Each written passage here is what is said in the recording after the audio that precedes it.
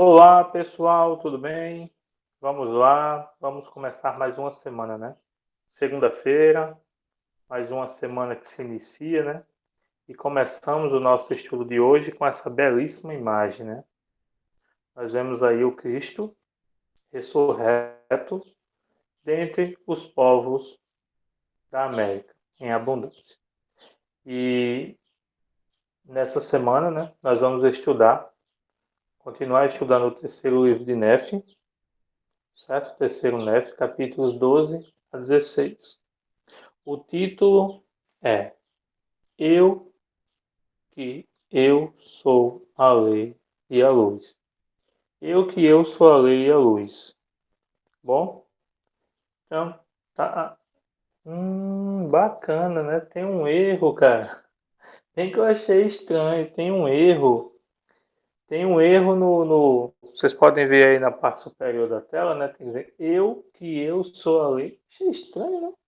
Quando a gente desce um pouquinho aqui, nós podemos identificar qual o erro, né? Nós vemos aí, eis que eu sou a lei e a luz. Capítulo 12 a 16 de terceiro Néfi. Eu não tinha visto esse erro anteriormente. Vi agora. Interessante, né? Bom, gente, voltando a falar, né, da imagem, nós vemos aí o nome dessa imagem é esses 12 a quem escolhi. Jesus apontando e mostrando ao povo, né, sobre quem estaria a administração da igreja quando ele voltasse aos céus. Então, essa é uma imagem que mostra os 12 apóstolos escolhidos pelo Salvador Jesus Cristo para ministrar na semente, a essas sementes que aqui estavam na América. Então, vamos começar. Muitos princípios são mencionados em 3º Nef 12 a 16. Alguns serão salientados nesse esboço, mas você pode estudar outros também. Então, em outras palavras, então, o Vem e Segue-me, ele nunca vai explorar tudo o que esses capítulos têm, né? Mas ele traz alguns, aqueles que são mais importantes para nós. Mas isso não te impede de estudar os outros pontos e as outras doutrinas e princípios contidos nesses capítulos. Bom, então um conselho que ele nos dá é: permite que o Pai Celestial ensine, por meio do Espírito Santo, o que você precisa aprender agora. Bom, não esqueçamos, né, do nosso caderninho para anotações, para que nós não nos perdamos, né? Não esqueçamos aquilo que aprendemos quando estamos estudando. Continuando. Assim como os discípulos de Jesus, que se reuniram no Monte da Galileia, o povo que se reuniu no tempo de abundância vivia sob a lei de Moisés. Bom, gente, esse é um ponto importantíssimo, né? Tanto as pessoas que viveram na América até a vinda de Cristo, como as pessoas que viviam em Jerusalém, naquela região da Palestina, elas viviam sobre a mesma lei. E que lei era essa? A lei de Moisés. Certo? A lei de Moisés, ela serviu como um guia para o Salvador. Certo? E ele continua. Eles viviam essa lei porque ela quem? A lei guiava a alma das pessoas para Cristo. Jacó 4, versículo 5, nos diz bem assim: E eis que eles acreditavam em Cristo e adoravam o Pai em seu nome. E também nós adorávamos o Pai em seu nome. Com este propósito, guardamos a lei de Moisés, que a ele guia nossa alma, e isso nos é atribuído como retidão, assim como Abraão no deserto, a obediência às ordens de Deus de oferecer seu filho Isaque, que é a semelhança de seu filho na semelhança de Deus e de seu filho unigênito. Então, a Escritura comprova, né, que os nefitas viviam a lei de Moisés como uma prova de obterem a retidão. Então, viver a lei de Moisés garantia àquelas pessoas o título de ser dignas, né? Garantia a eles os parâmetros necessários para que eles pudessem ser exaltados, para que eles pudessem receber as bênçãos prometidas do Senhor. Agora, Cristo estava diante deles, declarando uma lei maior, uma nova lei. A partir daquele momento, gente, mudou. Cristo ensinou essa nova lei, essa lei maior, às pessoas que viviam lá no Oriente Médio, na Palestina, em Jerusalém, e também ensinou e instituiu essa nova lei, essa lei maior, entre os nefitas. A partir de agora, os nefitas estavam obrigados a seguirem essa nova lei, certo? Que estava sendo instituída pelo próprio Salvador Jesus Cristo. Bom? E aí ele continua. Mas, mesmo nós que nunca vivemos a lei de Moisés, podemos reconhecer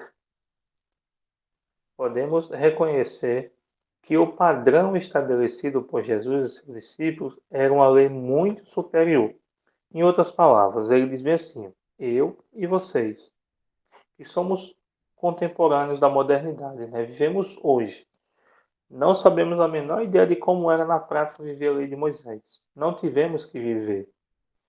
Mas mesmo nós que não vivemos, que não vivenciamos essa lei, nós podemos observar, estudar as Escrituras e perceber que a lei que Jesus Cristo instituiu, ela era maior e superior também, ok? E aí ele continua. Ele declarou o seguinte: quisera que fosseis perfeitos. Olha só a declaração do Salvador para que nós, ele diz bem assim, portanto, quiseras que fossem perfeitos, assim como eu ou como vosso Pai que está nos céus é perfeito. Certo? Então, gente, o padrão é muito mais alto. Ele não pede apenas que nós sejamos obedientes, ele pede que nós sejamos obedientes e que sejamos igual a ele. Nossa, a gente vai ter que ser perfeitos igual o Salvador? Não, não é exatamente isso que ele está pedindo, não. Certo? Ele está pedindo para que nós possamos buscar, nos esforçar para ser perfeito. Ele quisera, ele manifesta o seu desejo que fôssemos perfeitos como é. Ele sabe que nessa vida nós não vamos ser perfeitos, mas ele espera que nós tentemos, usemos toda a nossa força para buscar tal perfeição. Só que, como nós vamos ver, olha só o que é que ele diz logo em seguida. Se isso faz se sentir inadequado, lembre-se de que Jesus também disse: bem-aventurados são os pobres em espírito, que vêm a mim, porque deles é o reino do céu. Vamos ver. Sim, bem-aventurados são os pobres em espírito, que vêm a mim, porque deles é o reino dos céus. Então, gente, como o senhor falou na semana passada, a gente estava estudando, né?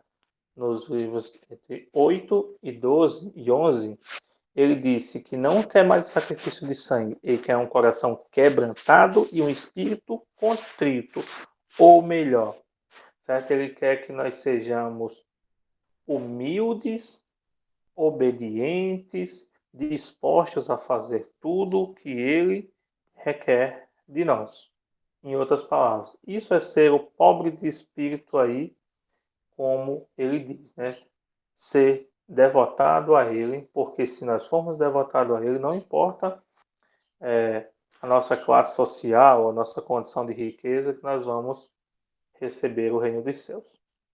Certo? E aí ele continua, ele diz bem assim: essa lei maior é um convite, é uma outra maneira de dizer: vinde a mim e sede salvos. Certo? Então, gente, como ele diz, né? O Salvador, ele com essa nova lei, ele tece um novo convite. Um convite que torna mais fácil até, em alguns aspectos, você conseguir alcançar os requisitos da lei. Deixa eu dar um exemplo para você. A lei de Moisés dizia que o derramamento de sangue ele poderia servir como purificação dos meus pecados. Então você tinha que sacrificar algum animal. Mas e aquelas pessoas que não tinham renda alguma, que eram pobres? Como faziam para obter a remissão de pecados? Não faziam. Porque a gente sabe que se a gente sabe que hoje tem pessoas que estão enfrentando dificuldades para comprar o quilo de arroz, que está por R$ 5, né? Está os olhos da cara, como diz o outro. Imagine pessoas que viviam no deserto em condição de pobreza e que não tinham condição de ter rebanhos. Poderia ser carneiros, poderia ser pomba, poderia ser um cordeiro. Tinha gente que não tinha condições. E aí, como ficam essas pessoas? Essa nova lei, ela não requeria o derramamento de sangue. O que ela requeria era um coração quebrantado e um espírito contrito. Que fôssemos pobres de espírito, ou melhor, que pudéssemos ser obedientes, devotados e estar vivendo de acordo com o que o Senhor requer. Então, nesse aspecto, a lei acaba se tornando mais fácil de ser cumprida por todos. Ok? Nesse aspecto. E aí, ele continua, né? Vamos ler a escritura 12 e 20, que eu esqueci de ler, eu comentei antes de ler. Portanto, vinde a mim, sede salvos, pois em verdade vos digo que a não ser que guardeis meus mandamentos, que agora vos dei, de modo algum entrareis no reino do céu. Certo? Então ele estipula que agora a entrada no reino do céu é mediante o cumprimento e a guarda dos mandamentos. Então, se você pecou, você precisa passar pelo processo de arrependimento, provar ao Senhor que está arrependido. Você não precisa mais comprar um animal branco e sacrificar, ok? Então, a lei é um convite diferente, né? Mas é o mesmo convite. Vinde a mim e sede salvos. Assim como a lei de Moisés, essa lei nos guia a Cristo. O único que pode nos salvar e nos aperfeiçoar. Sem dúvida nenhuma, né, gente? Aí não tem nenhuma sombra de dúvida. Nós não vamos ser salvos por são nenhum ou por seu ninguém. Nós vamos ser salvos por Cristo, por conta do sacrifício que Ele nos fez. Opa, a cadeira aqui fez um barulho estranho, mas está tudo bem. Não vou cair. E se cair, do chão não passa. Certo? Então ela nos convida a nos aperfeiçoar e a nos salvar. Então essa lei nos é um guia, é um caminho perfeito que nos aperfeiçoará e que no final das contas nos salvará. Ele, o próprio Salvador disse: Eis que eu sou a luz, eis que eu sou a lei e a luz. Confiai em mim e perseverai até o fim e vivereis. Certo? Terceiro Nef 15, 9. Ele diz bem assim: Eis que eu sou a lei e a luz. Confiai em mim. Perseverai até o fim e vivereis. Porque aquele que perseverar até o fim, darei vida eterna. Então, essa é a lei que o Senhor instituiu. Guarda os mandamentos do Senhor, assume convênios, honra esses convênios até o fim da tua vida. Procura cumprir as tuas responsabilidades, seja como pai, seja como pessoa, seja como líder, seja como ministrador, seja como for. E essa é a maneira de perseverar. E se assim o fizermos, estaremos demonstrando a nossa confiança no Senhor, estaremos perseverando e com certeza no fim viveremos e seremos exaltados. Então, essa semana nós vamos tratar desses assuntos. Vamos estudar um pouco mais a respeito dessas experiências nos capítulos 12 a 16 de Terceiro Nef. E eu encerro esse vídeo em nome de Jesus Cristo. Amém.